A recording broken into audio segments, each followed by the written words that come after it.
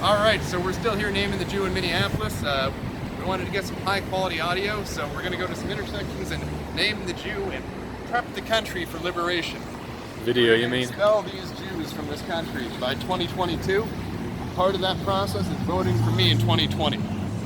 We're going to be the 1,001st country to remove the Jew, and we're going to follow in the proud tradition of our ancestors in making sure that the body of our country is not being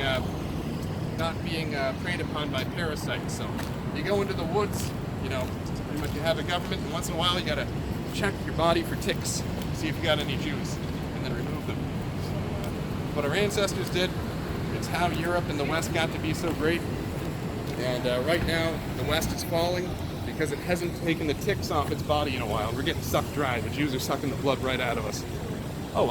Good afternoon, folks. Would you like to discuss the theft by Israel of 400 to 600 pounds of weapons-grade uranium from a strategic nuclear facility in Pennsylvania? That's okay. Thank you. It's called the NUMAC facility. You can verify this. By the way, the Soviet government that committed a genocide of 30 million people prior to World War II was 85% ethnically Jewish. They outlawed marriage and made whores out of all the Christian wives. I'd like to ask for you to vote for me in 2020. I'm going to remove the Jews from power in this country and send them packing. Have a good day, folks, and remember, if not you, who will remove the Jew? Thank you. All right. Good afternoon, sir. Remove the parasites from the country. We got some warm support here.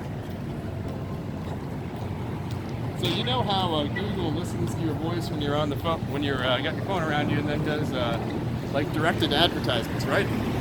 Every single ad, good afternoon, ma'am, remove the parasites from our country. And every advertisement I have on my phone is about ovens. Kenmore, Whirlpool, you name it. Just wall-to-wall ovens. I think Google knows something I don't know. Anyhow, oh.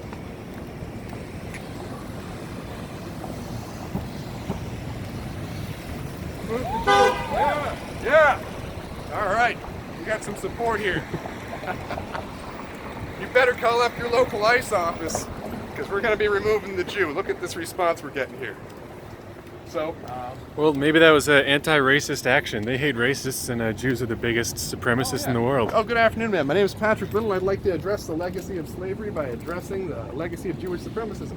Did you know, according to Minister Louis Farrakhan and the U.S. Census from 1860, before the Civil War, 40% of Jews owned slaves in this country, African slaves. Do you know what percentage of non-Jewish whites owned slaves before the Civil War in this country? This is also according to the U.S. Census. Less than 1%, actually 0.8%, making Jewish people in this country 50 times more likely to have an ancestor that owned Jews than a white person. Pretty crazy, huh? Never heard this growing up, did you? Can you name a single news station that is nationally syndicated that is not owned, directed, and produced by Jews who support Israel? You think maybe Fox News, right? Maybe Fox News, right? They're pretty good. Nope. The Murdochs are Orthodox Jews. Well, what about CNN? They're liberal. They're against the genocide in Palestine, right? Nope. Zucker's also a Zionist Jew. Now, what about the most important newspaper in this country, the New York Times? You think maybe the New York Times? Yeah. Okay. So you think maybe the New York Times, the most important newspaper? Thank you. Nope. That's also controlled by Zionist Jews. So all of the media that lie. That's a good song by Sam Hyde. Jews Rock's a great song. We'll play that later. By the way, it's a sarcastic song. So the point I'm making here is that the historical legacy of Jewish supremacism has been projected onto white people. Now, what if I were to tell you that going back to Roman times, there was a Roman historian named Tacitus? Can you guess who he identified as the people that controlled the slave trade not only in the Middle East and North Africa, but also in all of Europe? It's going to blow your mind. You want to take a guess? Jews. The Roman historian Tacitus identified Jews around 200 AD as the masters of the slave trade. Now back then, this is before the Civil War times in the United States, most of the slaves were actually white Europeans. And so my ancestors, are you descended of African slaves in this country? Yeah, so your ancestors were here like back to the Civil War? people also know the crack of the Jewish whip too. Jews also enslaved our ancestors. But you don't learn about this in schools. You want to take a few guesses? Why not? Well, people want to answer that question. Okay, let me tell you a little bit about this thing called the Holodomor.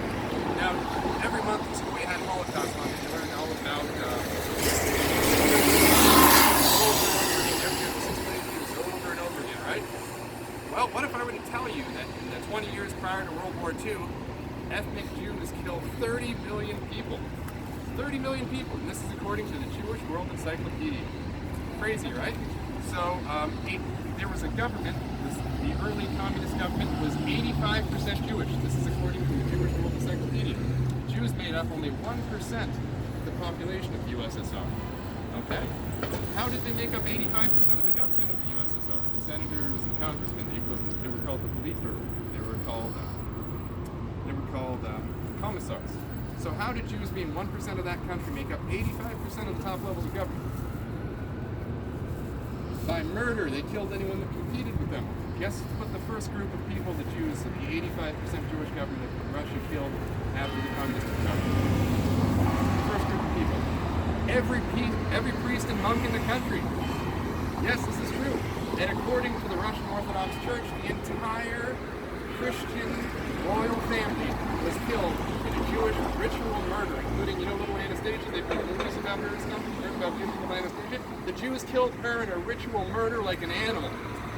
Pretty crazy, right? Little Anastasia, like 13, 14-year-old when the Jews killed her? Pretty crazy. Now, there's another event. It also starts with an H. It's not the Holocaust. It's the Holodomor. And this is where the 85% Jewish government killed 11 to 20 million. Killed 11 to 20 million Ukrainian Christians within a period of about, 6 or 7 years? Never heard about that. Now, 11 to 20 million is a heck of a lot more than 6 million, right? Did you study even for a day these Ukrainians that were killed by Jews? No. But you sure learned about the Holocaust a whole lot, did you? That's because Jews control the Hollywood. Jews are overrepresented compared to white European men by 72,000%. So, let's say Jews are 1.7% of the population, which they are, and whites like me would be like 55% of the population. If you take up, they're almost all of the producers in Hollywood, almost all of the directors, and almost all the people that own the film companies. So if you divide up their actual percentage of the population by the percentage of producers and stuff they make up, 72,000% overrepresentation. You would think, you've heard a lot about this Me Too stuff, where the women are getting raped, the little girls are getting raped by producers and stuff in Hollywood, right? Like Harvey Weinstein and stuff. Can you guess what the ethnicity is of almost every one of these little pedophiles is? They're all Jews. Harvey Weinstein, right on down the line. Pretty crazy, right? You heard about the Lolita Express, the guy that was this Epstein character that was conning congressmen and senators and doing whatever Israel wanted by getting them to sleep with young prostitutes that were underage on camera. His name was Epstein, and he had a whole island in the Caribbean filled with young black underage girls. They called it Pedo Island. I mean, I think his enemies called it Pedo Island. These critics of it have discovered it. Why do you think Israel gets whatever Israel wants? You know that song, slowly gets. Why does Israel get whatever it wants? Because they only let people into power in this country that they absolutely control. Thank you. Well, you're very welcome. Have a nice day. You too, ma'am. Well, we just did. Oh, will you vote for me in 2020, ma'am? Okay, she'll think about it. She'll vote for me.